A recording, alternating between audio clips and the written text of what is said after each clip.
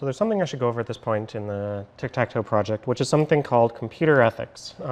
It is an idea where there's a number of things that as a programmer you should do in your code. So the first thing is that you want your code to be formatted in a particular way. So for example, notice that for classes I have a capital letter on each thing, and when I use constants I use all capitals. Notice that for methods I use something called camel case, which is the first letter of the first word is lowercase, but each word after that, the first letter is capitalized. So that's called camel case. So if you're always doing this sort of thing, this constant following of particular conventions, it makes your code a lot easier to read.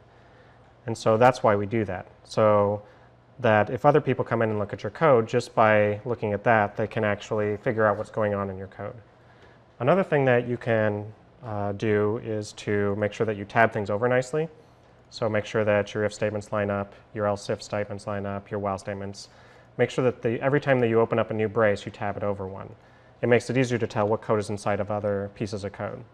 So I can tell right here that this system out is contained in this else if. I ended up putting these all on separate lines just for the sake of fitting it all on the screen. That's probably okay, but the main thing is that every time you indent, always, or every time you open a new brace, always indent. So another thing that will make it easier for other people to understand your code is to use good names. So board is a reasonably good thing to name this integer array because it's basically the board for tic-tac-toe. If I name that int array a particular array or something that doesn't correspond, I name it int array George equals a new int array, that isn't very descriptive.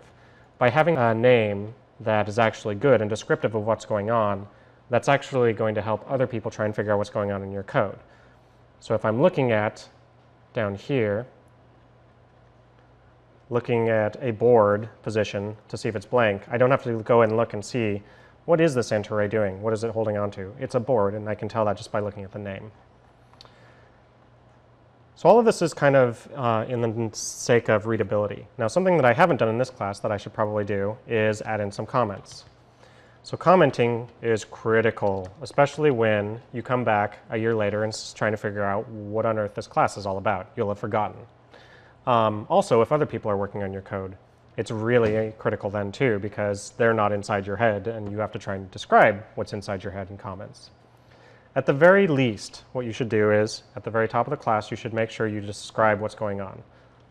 So this is a console version of tic-tac-toe. To play, you enter a column, or I'm sorry, a row letter followed by a column number. This is a two-player game. Also, I should probably put in who wrote this. It's probably not as important for this particular project, but I'm still going to require it just because later on, when multiple people are working on different sections of code, if somebody else comes in and takes a look at a particular class and is trying to figure out what's going on, they know who wrote it. It's here. And also a good idea is what the date is. So maybe it's this for me. And that allows people to know how long it's been since this particular file has been updated. You can check the, like in Windows or Linux or whatever, it's got a timestamp on it, but that sometimes is wrong if it's been copied from place to place. So you need at least that on the top of each of your different classes. Your main program should describe the whole program, and then each particular class should describe what that particular class does once you get into projects that have more than one. The other thing I should do is I should actually, before each method, describe what it does. So this particular method is the constructor.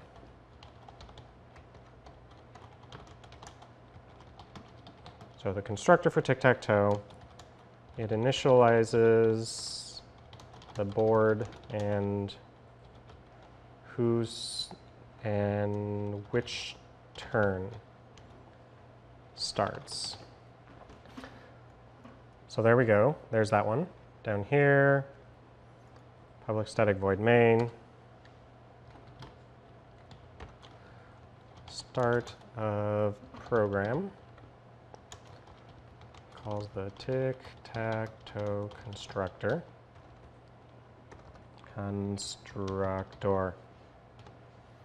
So that just calls this one up here.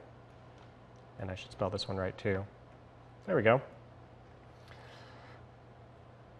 Down here,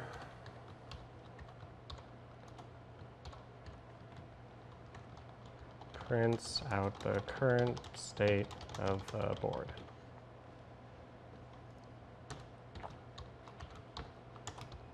Now, this one in particular needs a comment because player needs to be defined. What exactly is that? So this checks for wins or losses based on which player is passed in. And a good idea, a good idea is also to define what int player is, what the parameter is. The player you want to check for X or O. So maybe I should just do it that way.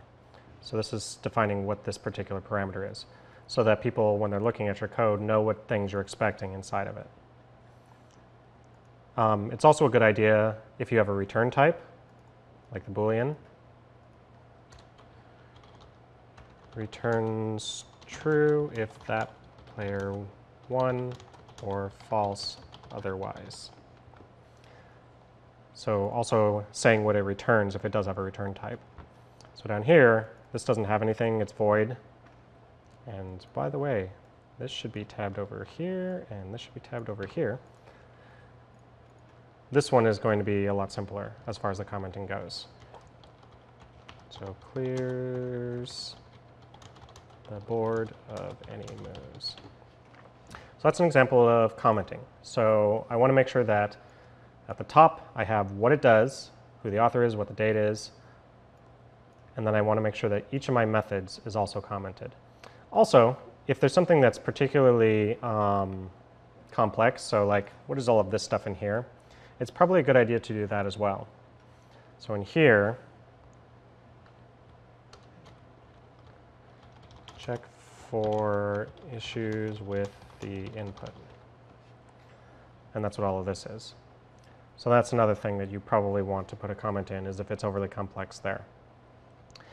Now, besides commenting and good name usage and particular spacing, there's another issue with computer ethics that I should also cover, which is also taken care of in this particular project, which is making sure that your program does not break no matter what kind of input people put in.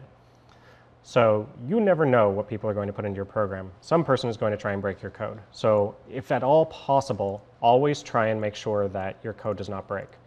So for example here, if they put in something that is not length 2 as a string, I just make sure I deal with that.